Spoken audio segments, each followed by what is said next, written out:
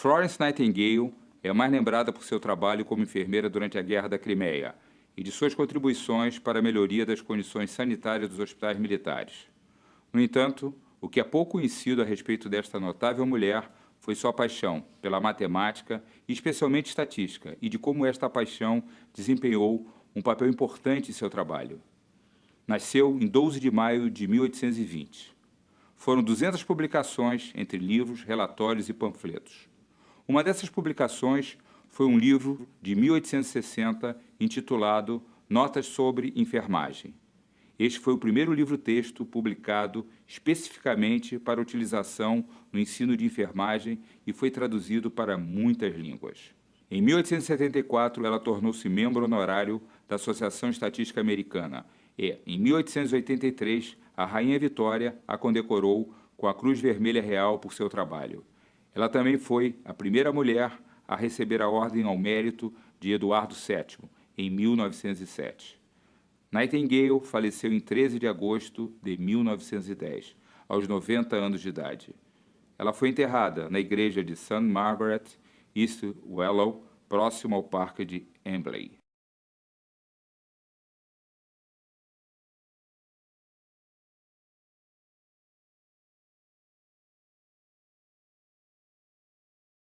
Bom dia, senhora da lanterna. Bom dia, meu jovem. Quem é você? Eu sou o Dr. Guarischi. Ah, Guariri, o que cura em italiano. O senhor também nasceu na Itália? Não. Eu nasci aqui na Ribeira, na Ilha do Governador, um subúrbio do Rio de Janeiro. Ah, médico de subúrbio. Eu estou aqui para entrevistar a senhora para um congresso médico, o SAFET 2010. Não estou entendendo. A senhora Nightingale, nós estamos agora em 2010. Conforme a senhora mesmo disse, a doença era um processo reparativo. E através de ciência e arte, nós conseguimos trazê-la de volta. Como assim?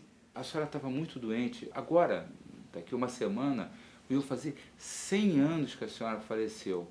E agora só está bem. Mas, então eu estou viva? Mas então como é que vocês me trazem com 90 anos e doente e não me trazem com 20 anos e saudável? Pois é, senhora Nightingale. Os últimos anos foram muito ruins para a senhora. A senhora agora está lúcida, está curada da cegueira. Só está aqui entre nós, nesse congresso importante. Ah, meus 20 anos. Foi em 1840, mas foi um tempo bom. Mas naquela época eu tinha algumas dificuldades com meus pais, porque eles não acreditavam que eu tinha recebido um chamado. Um chamado? Era um chamado de Deus, para curar os necessitados. Insistiam que eu ficasse fazendo crochê ou então dançando quadrilha, quando eu queria aprender matemática. Até que finalmente eu consegui. Aprendi matemática, geometria, ensinei umas crianças, mas aí depois foi que veio a enfermagem. Eu conheço bem a sua história. Eu gostaria que a senhora contasse como é que a enfermagem entrou na sua vida. Conta pra gente, por favor. Vixe Maria, meu padrinho padecíssimo. Mas menino, contar essa história é muito longa. Ué, que língua retada é essa que eu estou falando aqui agora, gente? Sabe o que é? É que um dos nossos cientistas era cearense de Maranguape. Pode ser que ele tenha introduzido uma proteína cearense, sabe? Maranguape, né? Maranguape é a terra do Chico, né? É terra de gente muito boa, mas conta pra gente, isso aqui é um congresso de segurança do paciente, tá? E é muito importante a senhora contar a sua experiência. Segurança do paciente. Mas isso eu discutia desde 1856, há mais de 150 anos. Pois é, senhora Nightingale, infelizmente nós ainda temos muitos problemas, sabe? Ah, meu Deus, como eu estou diferente, como o tempo passou. Aos 20 anos, a minha família continua firme contra a minha possibilidade de ter novas experiências em novos hospitais. A senhora tinha experiência em enfermagem? Bom, as únicas tarefas de enfermagem que eu tinha feito foram cuidar de amigos e parentes doentes. Naquela época, a enfermagem não era tida como uma profissão para uma moça bem educada, e muito menos para uma moça de família rica como a minha. Era terrível deixar uma filha ser enfermeira. As enfermeiras não tinham treinamento, a reputação era a pior possível. Eram tidas como vulgares, ignorantes e dadas à promiscuidade e bebedeiras. Mas a Inglaterra era governada pela Rainha Vitória, uma mulher, né? Sim, mas isso é política. Vocês têm um rei? Depende do ponto de vista. Em música, o Roberto Carlos, no futebol, o Pelé. Eu estou falando de política. Vocês têm que tipo de monarquia aqui? Desculpe, senhora Nightingale, o sistema político é um pouquinho diferente do de vocês, sabe? Bom, o que me importa? Como eu dizia, a Rainha Vitória mudou a Inglaterra, mas demorou a enxergar o mundo como eu enxergava. Como assim? Seu marido, o príncipe Albert, morreu de febre tifoide em 1861. Eram precárias as condições sanitárias do castelo. Acho que foi por isso que ela acabou me ouvindo. Mas conta, como é que o aprendizado da enfermagem, afinal de contas, entrou na sua vida? Eu tive bons amigos. Fiz uma viagem pela Europa e Egito quando eu tinha 29 anos e tive a oportunidade de ver e estudar como se trabalhava em diferentes hospitais. Um ano depois, iniciei meu treinamento como enfermeira no Egito. Tá aí, esse é o ponto que eu queria chegar. Por que não em Londres? Você não imagina o que foi minha relação com Fanny e Partenot. Esses nomes me são familiares. Quem são mesmos, hein? O senhor conhece os trabalhos de Freud? Um pouco. Eu faço análise desde o ventre da minha mãe. Análise de sangue? Não. Sabe, Freud, depois que a sua faleceu, ele aumentou o conhecimento nosso sobre a mente humana e fez um projeto fantástico. E histérico. O senhor sofre de histeria crônica. Mais ou menos. Não é bem isso, mas é mais ou menos. Tem nego doido aí. Senhora Nightingale, eu nunca imaginei que ia ter a oportunidade de entrevistar a senhora. Eu sei. Alguns escritos de Freud me ajudaram a entender minha mãe, Fanny, e minha irmã, Partenot. Desculpe, bater de quê mesmo, hein? Meu caro médico de subúrbio, minha irmã nasceu em uma colônia grega e por isso recebeu o nome desse local. O meu nome, Florence, vem de Florença, onde nasci. Eu acho que você começa a entender o porquê do meu interesse por grego, latim, filosofia, francês, alemão e história. Isso, meu querido pai, foi que me proporcionou. Partez e não pâté. Seu médico suburbano detestava essas aulas. Queria, no fundo, apenas se casar. Senhora Nightingale, me desculpe. Aleluia! As coisas então mudaram. Um médico, mesmo suburbano, pedindo desculpas a uma enfermeira. Senhora Nightingale, eu tenho uma profunda admiração pela sua profissão. Desde o primeiro safety, eu convidei colegas suas para falarem nesse congresso. Falar sobre a importância da observação, sobre o poder da estatística de mostrar o que realmente está acontecendo com os nossos pacientes. E isso foi muito importante. E a senhora hoje vai ver várias colegas suas aqui também atuando. Conta pra gente como é que foi a sua luta para a gente chegar onde é que a gente chegou. Foi uma luta enorme mesmo.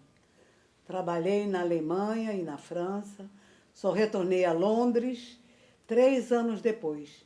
E para trabalhar de graça. Ainda me lembro o endereço, número 1 da Rua Harley. Conhecer outros lugares e outras línguas deve ter sido fundamental, né? Ajudou muito, mas não é tudo, meu jovem. Porque, infelizmente, muitas pessoas só conseguem enxergar o seu umbigo. A Inglaterra parecia ser o centro do mundo, mas eu sabia que o mundo era muito mais complexo. Quando eu estive na Guerra da Crimeia, você já lutou em alguma guerra, meu filho? Só com os divórcios. Divórcio? A lei permite que a gente case novamente. O quê? Aproveitando o ensejo, né, eu casei 3 vezes, né? Deus que me perdoe. Só uma atriz ou uma mulher que vivesse no ar casaria novamente contigo. Mas sabe, eu me dou bem com todas elas. Inclusive, uma delas está ajudando a gente estar aqui, permitindo que a senhora se apresente nesse congresso. Se eu tivesse me casado, não teria conseguido me dedicar como me dediquei ao meu trabalho. Apesar da senhora não ter casado, a senhora teve muitos problemas. E a Guerra da Crimeia? A Guerra da Crimeia teve muita importância na minha vida. Inglaterra, França e Turquia se uniram contra a Rússia, que buscava aumentar seu domínio. Quando os russos foram derrotados, o Times criticou as instalações hospitalares britânicas. Então, meu amigo Sidney Herbert, secretário da guerra, solicitou que eu me tornasse uma enfermeira nos hospitais militares. Deve ter sido duríssimo, né? Tive um grande trabalho. Profissionais de saúde costumam ter dificuldade para aceitar o que é simples. Naquela época era uma mistura de descaso com despreparo técnico. Demonstrei que soldados feridos tinham 10 vezes mais chances de morrer de uma doença hospitalar, como cólera ou tifo, do que no campo de batalha. Quando eu consegui melhorar as condições sanitárias, a mortalidade caiu de 60% para 42%. Sabe o que foi extremamente importante? A higiene. Claro, mas não havia esgoto. Essa foi uma das minhas grandes discussões. Você não imagina uma cidade com problema de esgoto querer ter seu povo com saúde. Realmente, cidades sem saneamento, esgoto a céu aberto, lixões, deve ser terrível, né? Mas quando eu coloquei os números num gráfico de pizza, ficou muito menos complicado mostrar aos dirigentes cabeças duras o que eu estava falando. O que acontece é que muitas vezes não conseguimos ver as soluções, pois as camuflamos. A guerra quase foi perdida por causa da falta de higiene, comida e boa ventilação. Mas vocês agora não têm esses problemas. As infecções nos hospitais continuam sendo um grande problema, talvez até pelo uso demasiado dos antibióticos. Antes o quê? Os antibióticos são medicamentos que combatem os germes. Fleming, que trabalhava em Londres em 28, ele descobriu a penicilina. O que é que o senhor está me dizendo? Descobriram um remédio que você toma e mata os germes? Sim, a gente consegue curar a cólera, o tifo, que matou tantos soldados. Não entendo. Se vocês sabem que higiene é o ponto central e agora tem antibiótico, como vocês conseguem ter problemas de infecção hospitalar? Por acaso estou falando besteira? Na verdade, a Organização Mundial de Saúde está liderando uma campanha para transformar as práticas hospitalares mais seguras. E lavar as mãos constantemente é uma das medidas mais importantes. Pare, por favor. Chame a Rainha Vitória aí. O senhor está me dizendo que existe uma organização mundial que está fazendo uma campanha para que vocês lavem as mãos? Faça-me o favor, doutor. Eu apresentei isso há anos aos generais. Pois é, eu acho que agora só está entendendo porque eu chamei a senhora para estar aqui no Congresso, para falar um pouco mais da sua experiência. Por quê? É pro Fantástico? Tem político assistindo? Não, a maioria são profissionais de saúde. Por que você não convida os generais, os ministros, os lordes? Esse é um assunto de interesse geral. Convidar eu convidei, mas sabe como é que é? A agenda pessoal é muito cheia. Mas a segurança do paciente deveria estar em primeiro lugar.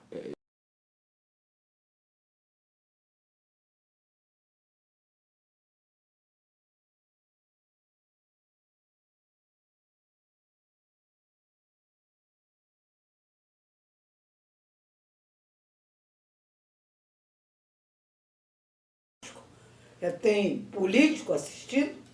Não, a maioria são profissionais de saúde.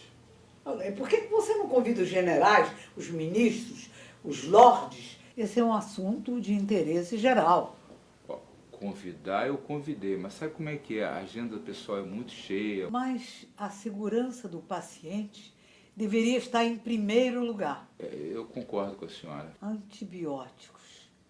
E ainda precisam de campanha para lavar as mãos. Vejo que não foi à toa que eu enfrentei 2 guerras. 2 guerras?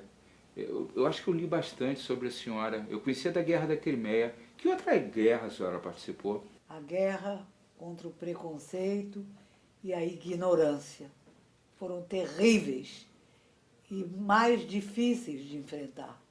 Meu jovem, você conhece a história de Semmelweis? Ele era um obstetra austríaco que demonstrou que os partos realizados pelas parteiras tinham menos infecção que os realizados pelos médicos. Meu caro doutor, este seu colega, que era húngaro e não austríaco, tomou 3 medidas simples. Isolou os pacientes infectados, obrigou os profissionais a lavarem as mãos e a ferver os instrumentos. O bicho era arretado. Sem consultar o chefe, afixou na porta da enfermaria um cartaz. Acho que falava qualquer coisa como: a partir de hoje, todos os estudantes ou médicos são obrigados, antes de entrar nas salas de parto, a lavar as mãos na bacia colocada na entrada. Esta ordem é para todos, sem exceção. Assim, sabão, escovas e ácido clórico tiveram entrada em sua enfermaria. Sabe o que aconteceu? Posso imaginar. A mortalidade, que era de 18%, caiu para 3% em apenas 2 meses. Mas me diga uma coisa, como é que a senhora sabe isso tudo? Em primeiro lugar, eu, antes de qualquer coisa, tinha compromisso e observava que coisas sujas não são boas para os enfermos. O senhor, que é médico, não deve ter lido o meu livro Notas de Enfermagem. Claro que eu li. A gente, inclusive, consegue acessá-lo gratuitamente pela internet. Inter o quê? Internet é uma maneira moderna de se comunicar. Que bom que o senhor tenha lido. E como anda a enfermagem no Brasil? Olha, nós temos excelentes profissionais. Inclusive, Ana Néria, uma pioneira. Eu soube da Guerra do Paraguai que Ana foi voluntária. Brasil, Argentina e Uruguai lutaram contra o Paraguai. Ana Nery alistou-se como voluntária para acompanhar seus 2 filhos e 2 irmãos convocados. Ela trabalhou arduamente durante 6 anos e nessa guerra, infelizmente, ela perdeu um filho e um sobrinho. Interessante. Com 10 anos de diferença, ocorreram 2 guerras em que países se unem contra um inimigo comum. 2 mulheres vão cuidar dos feridos. No final da minha vida, a memória já me faltava e agora eu estou lúcida e sendo filmada. Para quê? Eu gostaria muito de rever minha família. Você também pode trazê-los de volta? Sra. Nightingale, passados esses 100 anos, eu não sei lhe informar em relação aos seus descendentes diretos. Mas nesse momento, a senhora está sendo vista por alguns dos seus descendentes de sua escola. Gostaria que a senhora falasse para eles. Onde eles estão? Eles estão em todas as partes. Como? Não me esqueceram? Jamais esquecerão a senhora. Aprender com o erro é sinal de maturidade. Façam gráficos dos seus resultados. Discutam como, por quê e onde erraram. Jamais camuflem os dados. Sejam transparentes, pois a sociedade vai apreciar o seu esforço e a verdade vai aparecer, porque a verdade prevalece. Sra. Florence Lupe Gigliotti, eu queria lhe agradecer por ter me dado o privilégio de transmitir essa mensagem para esses destemidos profissionais de saúde que lutam diariamente na guerra contra a ignorância e o preconceito na busca de uma medicina mais segura. Meu querido Frederic, eu acompanhei a carreira do meu marido e de minhas 3 filhas, todos médicos. Eu sei muito bem das dificuldades do sistema de saúde E é uma lástima que eles não tenham mais carinho com ele. Todo mundo esquece que um dia todos nós vamos precisar dele. Mas sigamos em frente. Para sempre.